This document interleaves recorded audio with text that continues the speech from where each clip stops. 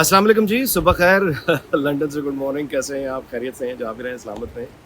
तो मामला ये है कि -1 है जी, पुराना फार्मूला -1 का ये ख्वाब नहीं हमारी इस्टेब्लिशमेंट का दूर होता। -1 वो चल रहा है 1990 से -1।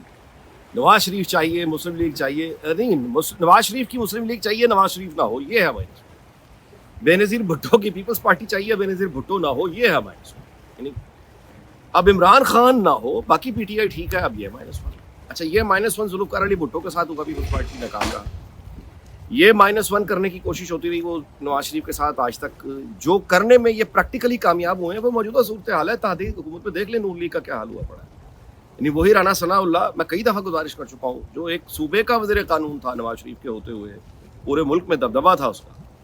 आज वही राना सनाउल्लाह उस शहबाज शरीफ के नीचे काम कर रहा। बंदा तो वही है ना, बहादुर भी है, सब कुछ है, जेल भी काटी है, सब कुछ है, लेकिन वो बंदा सिर्फ लीडरशिप बदलने के ऊपर, जो स्टैब्लिशमेंट की ख्वाहिश थी कि नवाज शरीफ के बगैर नून लीग जो मिली पड़ी है उन्हें, वो बंदा जो है वो एक तमाशा बन गया। राना सनाउल्लाह से जोकर ना हो, उसको देख के हंसी आती है। तो ये है, होती है ख्वाहिश। जब आप कहते हैं -1 तो फिर ये होता है। नहीं कर पाए, बेनज़ीर को शहीद ही करना पड़ा, मतलब वो एक अनफॉर्चुनेट वाकया हो गया। तो ये बड़ा मुश्किल होता है -1। अब अगर ये कहना कि यानी ये जो ख्वाहिश है, अब फरतुल्लाह बाबर साहब जो कि एक ज़ाहिर तारीख के तालिब इल्म है, संजीदा आदमी है, जो भी जमहूरियत पसंद होगा, पीपल्स पार्टी से ताल्लुक़ है, लेकिन ट्वीट देख लें क्या कह रहे हैं। ये -1 इस तरह सियासी अमल से इलेक्शंस और अवामी राय को बदलना है, वो होता है किसी का निकलना। इस तरह से झटका करके तो आप उसे शहीद बना देंगे, एक मज़ार बन जाएगा। पीछे उसके जो लोग खड़े हैं, इमीडिएट फैमिली जो उसकी, यानी आजकल की जो है, वो तो है ही पीर परस्त। वो तो कारोबार करते हैं, ताबीज़ गंडों का, तस्बीहों का, कब्रों का कारोबार करने वाले लोग हैं वो। ये तो इमरान खान को किस तरह से भी आप दाएं बाएं करेंगे, वो कब्र बना के उनकी, यानी वो तो ये करना है। ये कोई आई डोंट नो। चले जी, इत्तेहादी हुकूमत की जानिब मैं गुजारिश कर दूं कि ये जो इमरान खान की खामोशी है और इलेक्शन कमीशन के फैसले के बाद जो कुछ हो गया है, ज़ाहिर है कि बयानी हल्फी है, झूठा। अब इत्तेहादी हुकूमत को ये अच्छी तरह से आइडिया है, सीनियर पॉलिटिशियन है, कि ये मौका उनको मिल गया है। इस्टेब्लिशमेंट जो कहती है न्यूट्रल है, ये न्यूट्रलिटी का सबूत है। न्यूट्रल हमारे यहाँ बड़ी नेमत होती है कि आइन की और कानून की सुनी जाए, तो न्यूट्रल हो गया। किसी जगह इजाज़त कभी कभी दी जाती है, ये वो इजाज़त मिली तो कानून। ये 2014 तक के अकाउंट्स हैं, उसके बाद लूट मार तो उसके बाद पड़ी है सारी, खास तौर पे पिछले 3.5-4 सालों में। एनीवे,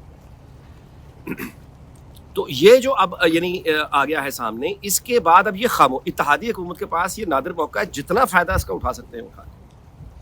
ये इसको ये समझना कि बस उन फाड़ लिया है, ओ जी बस उन काम हो गया है, ओ छड्डो जी उन काम हो गया है, चला, ये इस गलत फहमी में मत आए। ये जब हुकूमत से इमरान खान निकला था, याद कर लें, पुरानी बात नहीं है, ये मकबूलियत की निचली तरीन सतह पे था। दिनों में उसने बाजी पलटी है, दिनों में। नैरेटिव, बयानियाँ, इतनी मजबूत चीज़ होता है, वो उसने ऐसे बदला है सारा कुछ। ये फिर वही री एनर्जाइज करके दोबारा, आपको मालूम है कि वो 2 खतरनाक तरीन बातें जो ये कर रहे हैं वो क्या है? अगर मुझे जैसे लगता है जो इनकी मीडिया टीम है ये कर जाएंगे, तो फिर आप 15-20 दिन के बाद, मतलब ऐसा फसाद होगा, अल्लाह माफ़ करे, कि भूल जाएंगे इलेक्शन कमीशन ये वो क्या 2 नई फसादी जो सोच है पीटीआई जो प्रमोट कर रही है वो क्या। नंबर 1, एमन अल-ज़वाहिरी पर जो अटैक हुआ है, ये इम्पोर्टेड हुकूमत ने करवाया है। शहबाज शरीफ की इम्पोर्टेड हुकूमत जो है ये आ गई है, अमेरिका से उन्होंने पैसे पकड़े हैं और इन्होंने पैसे पकड़ के ड्रोन अटैक करवाया है एमन अल-ज़वाहिरी पर। अच्छा, अब सितंबर 2021 में जब इनकी हुकूमत थी, तब भी एक ड्रोन अटैक हुआ था, अमेरिका ने तस्लीम किया था, सिविलियन कैजुअल्टीज हुई थी उसमें, लेकिन वो किसी को याद नहीं रहे। तो वो अब जो हो गया है वो ये कह रहे हैं कि एक तो ये बहुत ख़तरनाक बयान है, इससे वो जितनी प्रो तालिबान वो आप कहिए कि उनके एलाइज हैं, तालिबान पीटीआई के एलाइज हैं, नजरियाती एलाइज हैं, वो उन पूरी एक फोर्स को ये बता रही है कि ये जो फॉरेन इम्पोर्टेड गवर्नमेंट है इस वक्त, इस इम्पोर्टेड गवर्नमेंट ने ड्रोन अटैक करवाया है काबुल पे, एमन अल-ज़वाहिरी पे। तो उन तमाम इंतहा पसंदों को वो बता रही है कि अब तुमने हमला कहाँ पे करना है। ये बहुत ख़तरनाक फसाद और फितने का बीज है जो बो दिया गया है। दूसरा जो बहुत भयानक, इससे भी ज़्यादा खतरनाक, जिस पर पीटीआई काम कर रही है मीडिया से, वो ये है कि ये जो आर्मी का हेलीकॉप्टर हादसे का शिकार हुआ है और उसमें हमारे अफसर और जवान हमारे जो शहीद हुए हैं, وہ اس ہیلی کاپٹر کی جو اس کو ایک سازشی تھیوری بنا کر کیونکہ عمران خان کے نزدیک نہ کوئی نیشنل انٹرسٹ ہے نہ انسٹیٹیوشنل انٹرسٹ ہے, کچھ نہیں ہے اس میں, وہ تو بس اپنے لیے ہوگا.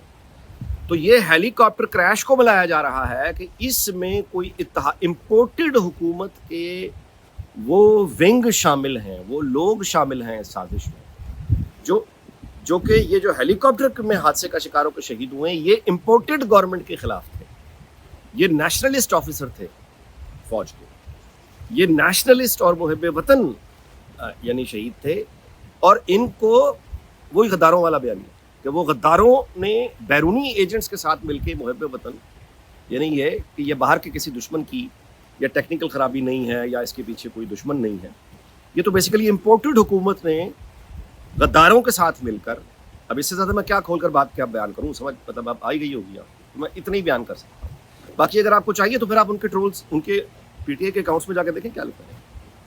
ہیلی کاپٹر کریش ہوا اس دن بھی دیکھ لیں ان کا کیا رد عمل تھا. اب وہ الیکشن کمیشن کا جب سے فیصلہ آیا ہے ایک دم ان دونوں چیزوں میں تیزی ہے. ایمن الزواری پر جو اٹیک ہوا ہے امپورٹڈ حکومت نے کروایا, اور یہ ہیلی کاپٹر کریش میں یعنی ان کو انوالو کرنے کی یہ وہ بیانیہ بنا رہا ہے. اچھا, یہ دو فساد کے بیچ جو بو دیے ہیں عمران خان نے, اس کے بعد اس کو لے کر جب وہ آگے بڑھے گا تو کتنا آگے جا سکتا ہے اس کا کوئی یعنی کوئی کچھ سمجھ نہیں سکتا. اس سے کتنا بڑا فساد, قتل و غارت گری شروع ہو سکتی ہے, he doesn't care. So it is time for اتحادی گورنمنٹ کے for God's sake take this time seriously for a change. دنیا میں پریس کانفرنس کرنے کے علاوہ اور بھی چیزیں ہیں, تو ایک جو اچھا لیکن یہ کر نہیں پائیں گے ظاہر ہے, تو قانونی اور آئینی تو یہ کرتے رہیں گے, یعنی اس میں یہ بہت سیزنڈ ہیں, ایکسپرٹ ہیں اسٹیٹ کرافٹ ایڈمنسٹریشن میں, لیکن وہاں پہ یہ فارغ ہیں. تو اب یہ خطرہ اس کو یہ سمجھ لینا کہ یہ چلا گیا, یہ نہیں گیا, ابھی تک نہیں گیا, ٹھیک ہے, کیونکہ یہ جو چیز میں نے آپ کو بیان کر دیا. اب آگے چلیں.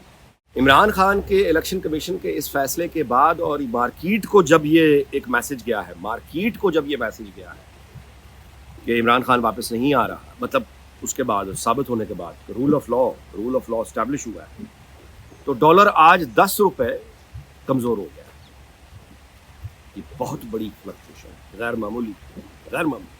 یہ ٹھیک ہے کہ بہت یعنی بڑا بھی بہت ہے, لیکن واپسی بھی جو شروع ہوئی ہے وہ ایسی نہیں ہوئی کہ 8 آنے یا مطلب 1 روپیہ یا 1.5 روپیہ یا 1.25 روپیہ 10 روپے آیا ہے.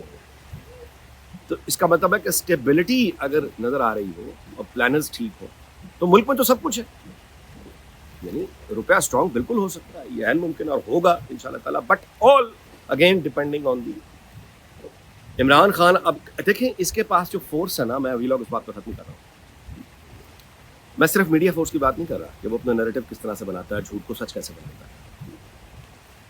پی ٹی آئی میں اہم عہدوں پر خود ظاہر ہے کہ مطلب ہے ہم جانتے ہی ہیں نا, مطلب فراغ گوگی اور بشرا بی بی, مطلب ان کے تعلقات اور ان کے ایڈمنسٹریشن میں انوالو ہونا, ٹرانسفر پوسٹنگز میں انوالو ہونا. تو اب یہ کون جانتا ہے کہ ان خواتین کے پاس اسٹیبلشمنٹ کے کس بندے کا کون سا راز موجود ہے؟ کوئی نہیں جانتا. یہ تو وہ جانتے ہیں, عمران خان جانتا ہے یا یہ خواتین جانتی ہیں. اچھا, پی ٹی آئی کی دوسری بھی خواتین ہیں, تو وہ خواتین اسٹیبلشمنٹ میں بیٹھے سرو کرتے کس آدمی کا کون سا راز جانتی ہیں؟ We have no idea. اور وہ جو راز جانتی ہیں وہی ان کی طاقت ہے. وہ راز ہے تو طاقت ہے نا, راز نہیں رہے گا تو بلیک میلنگ کس چیز کی.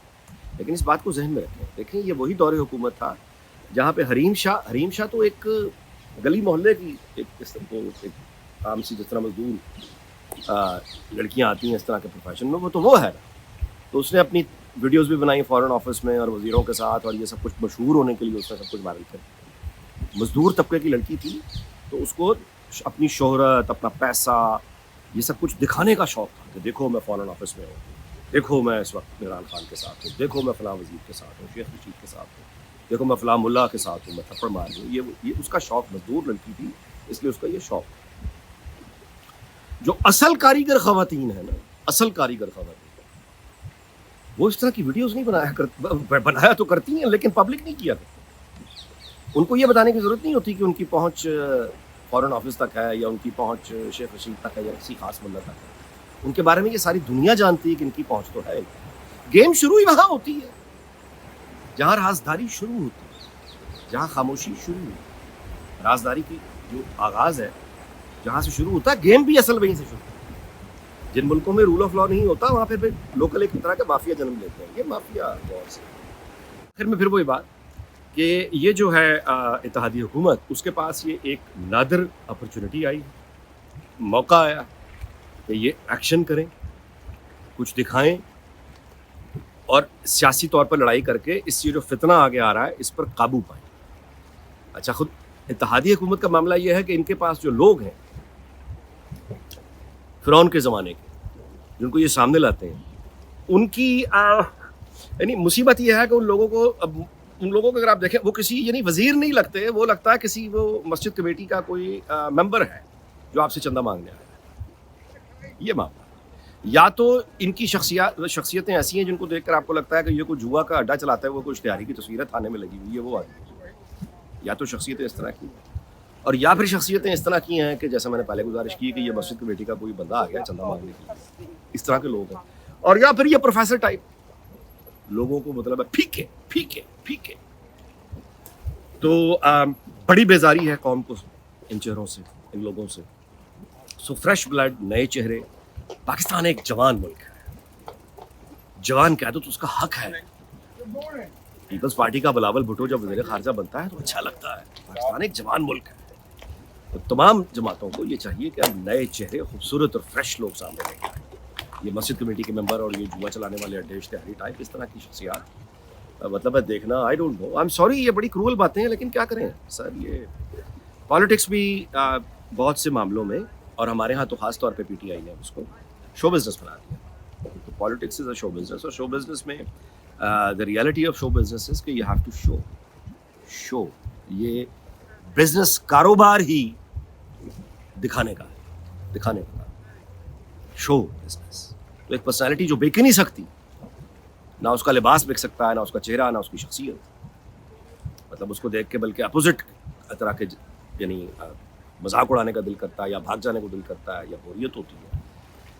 اس طرح کے لوگوں کو آئی ایم سوری, سیاست میں آپ پبلک ریلیشنز والے معاملات میں نہیں لا سکتے. ان کو انتظامی ذمہ داریاں دیں نا. دنیا بھر میں سیاسی پارٹیز ہوتی ہیں, یہاں نہیں ہے, امریکہ میں نہیں ہے. مطلب ہے کہ پھیکے جن لوگوں کی پھیکی شخصیات ہوتی ہیں وہ انگریزوں میں, امریکیوں میں نہیں ہوتے, ایسے لوگ ہوتے ہیں.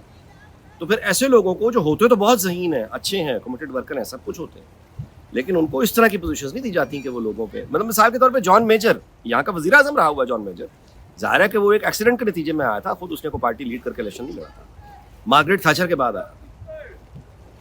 جان میجر اس کی پرائم ایگزامپل ہے. یہاں کے پالیٹکس آپ ڈیبیٹ میں جا کے سن لیں, مطلب پھیکا, اس کو آج تک ایک ڈرائی, بالکل ہی فروٹ لیس, ایک سول لیس چہرہ. وہ اکاؤنٹنٹ بڑا لائق آدمی ہے, لیکن پبلک کے لیے مناسب ہے. اچھا چلیں جی, ویلاگ غیر معمولی طور پہ لمبا ہو گیا. آپ کا بہت بہت شکریہ. اس دعا کے ساتھ کہ اللہ تعالیٰ پاکستان کو, اس کے ہمسایوں کو, سب کو شاد آباد رکھے. اگلے ویلاگ میں آپ سے ملاقات ہوگی. اپنا خیال رکھیے گا.